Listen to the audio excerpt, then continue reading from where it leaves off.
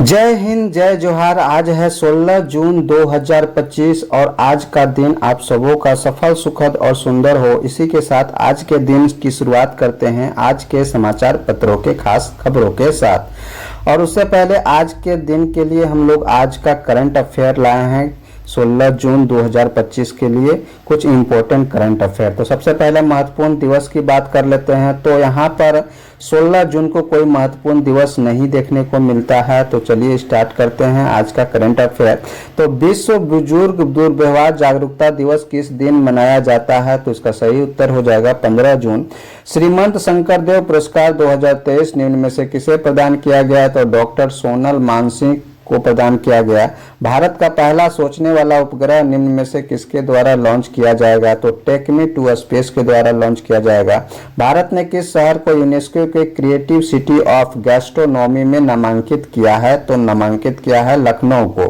कृषि एवं किसान कल्याण मंत्रालय एआई का उपयोग करके फसलों की निगरानी करने के लिए कौन सी पहल शुरू किया है? तो CROPIC क्रोपिक पहल का शुरुआत किया है। नाटो द्वारा बाल टॉप्स यानी BALTOPS 25 नामक सैन्य अभ्यास किस देश में शुरू किया गया? तो लातविया में शुरू किया गया।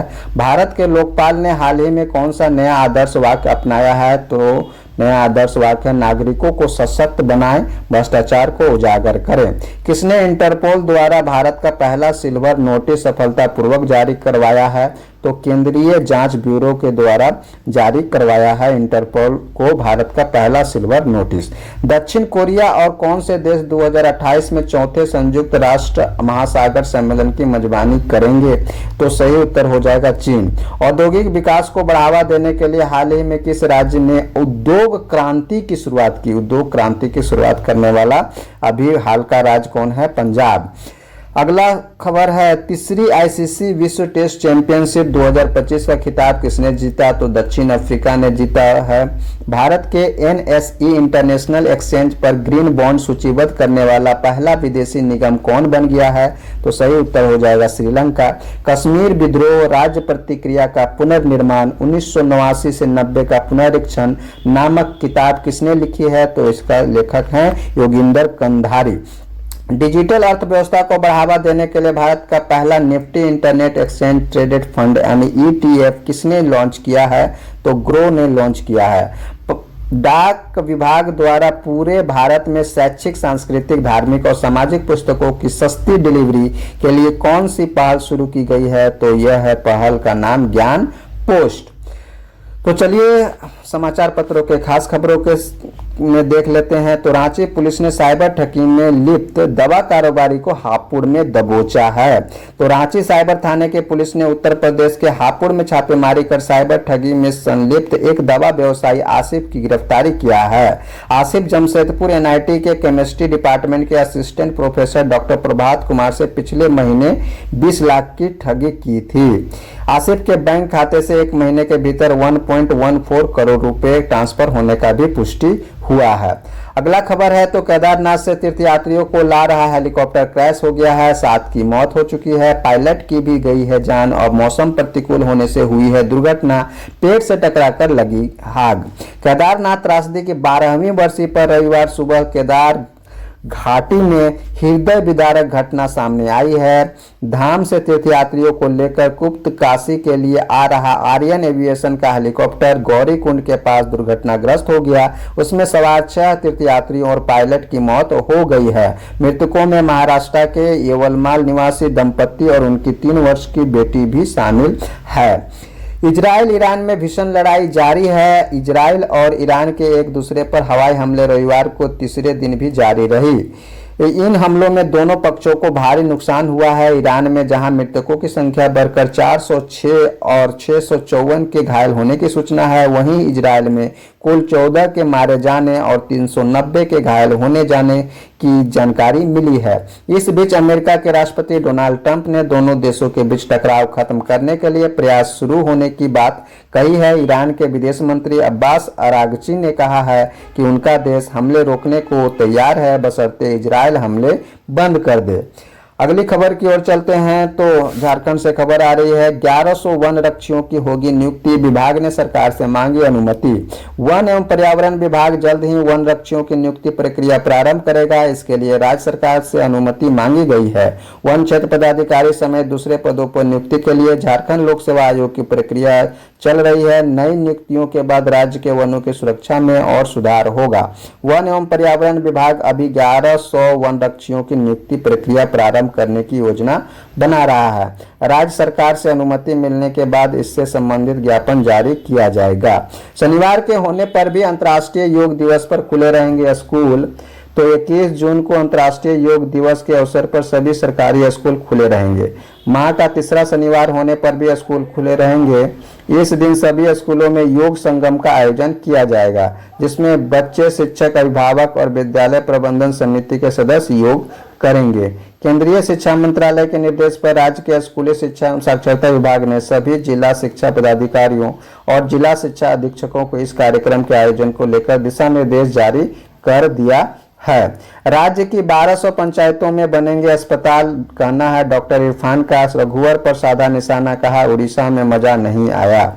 स्वास्थ्य मंत्री डॉक्टर इरफान अंसारी ने कहा है कि प्रदेश की 1200 पंचायतों में 800 करोड़ की लागत से पंचायत स्तरीय अस्पताल का निर्माण किया जाएगा। साथ ही जामताड़ा में ट्रॉमा सेंटर और जामताड़ा बाजार स्थित पुराना सदर अस्पताल हाईटेक होगा। वह रविवार को अपने जामताड़ा स्थित आवास पर पत्रकारों से बात कर रहे थे। मंत्री ने कहा कि जामताड़ा मेंझिया में पहले ही मेडिकल कॉलेज बनना तय हो चुका है। ये भी कहा कि वह हमेशा भाजपाइयों के निशाने पर रहते हैं। जिला स्तरीय अस्पतालों में अब नहीं चलेगा रेफर का खेल। वर्तमान सरकार में लगातार स्वास्थ्य व्यवस्थाएं ठीक हो रही हैं। साइप्रस के साथ दोस्ती और मजबूत करना चाहता है भारत, कहना है पीएम मोदी का। तो साइप्रस पहुंचे हैं मोदी। विशेष सम्मान दिखाते हुए वहां के राष्ट्रपति ने किया हवाई अड्डे पर स्वागत। प्रधानमंत्री नरेंद्र मोदी ने रविवार को कहा है कि भारत साइप्रस के सीधे मित्रता को और प्रगाढ़ बनाने का उत्सुक है।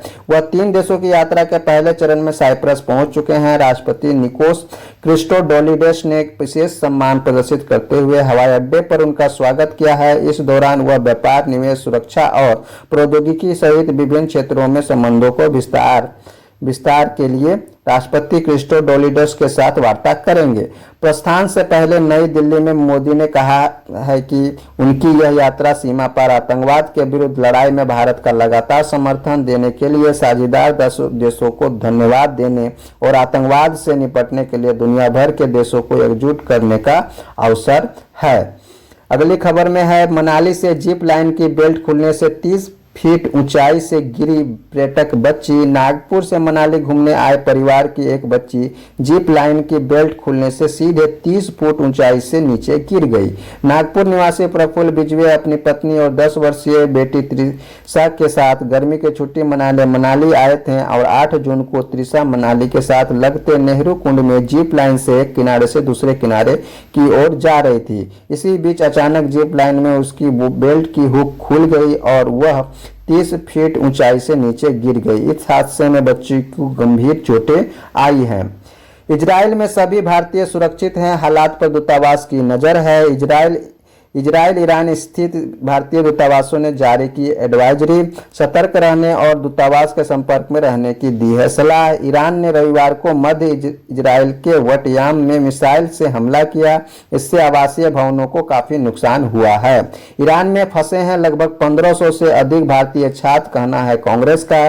कांग्रेस ने रविवार को दावा किया कि ईरान में 1500 से अधिक भारतीय छात्र अनिश्चितता की स्थिति में हैं। विदेश मंत्रालय को सलाह से आगे बढ़कर तुरंत समन्वित निकासी तंत्र स्थापित करना चाहिए। ईरान में भारतीयों को एडवाइजरी जारी किए जाने के बाद कांग्रेस के मीडिया एवं प्रचार विभाग के प्रमुख पवन खेरा ने आरोप लगाया है। ईरान इजराइल संघर्ष ने वैश्विक आर्थिक अनिश्चितताओं को बढ़ाया है। निर्यातकों ने कहा है तनाव बढ़ने से हवाई और समुद्री माल ढुलाई दरों में होगी वृद्धि। भारत पाक की तरह इजराइल ईरान में रुक सकती है लड़ाई, कहना है ट्रंप का। और अगली खबर की ओर चलते हैं तो पूरे अमेरिका में ट्रंप विरोधी प्रदर्शन जारी है। लॉस एंजलिस के डाउनटाउन में कर्फ्यू लगा है। अमेरिका के राष्ट्रपति डोनाल्ड ट्रंप के विरोध में शनिवार को पूरे अमेरिका में लोग सड़कों पर उतर आए हैं, सत्ता विरोधी नारे लगा रहे हैं। प्रदर्शनकारियों ने लोकतंत्र को बचाने का आह्वान किया है। Los Angeles, New York, Philadelphia, Chicago, Houston सहित कई शहरों में लाखों लोग नो किंग्स रैली में शामिल हुए हैं। लॉस एंजलिस के डाउनटाउन में कर्फ्यू लगा दिया गया है। रैली के आयोजन ट्रंप प्रशासन की आवर्जन कार्रवाई, संघीय खर्च में कटौती जैसे कदमों के विरोध में किया गया है। तो ये था आज के समाचार पत्रों के खास खबर। इसी तरह के हर रोज के समाचार पत्रों के खास खबरों जानने के लिए हमारे चैनल से जरूर जुड़ें। और यदि आप यूपीएससी या फिर अदर स्टेट पीसीएस एग्जाम्स के एस्पायरेंट हैं तो हमारे इस चैनल में चैप्टर वाइज क्लासेस ली जाती हैं, जिससे आपके तैयारी में काफ़ी ज़्यादा मदद हो सकती है। यदि हमारा यह वीडियो आपको अच्छा लगे और लाभप्रद हो तो दूसरों को शेयर जरूर से जरूर करें। मिलते हैं अगले वीडियो के साथ, तब तक के लिए अपना ख्याल रखें, अपने परिवार का ख्याल रखें। आपका दिन शुभ हो। जय हिंद, जय जोहार।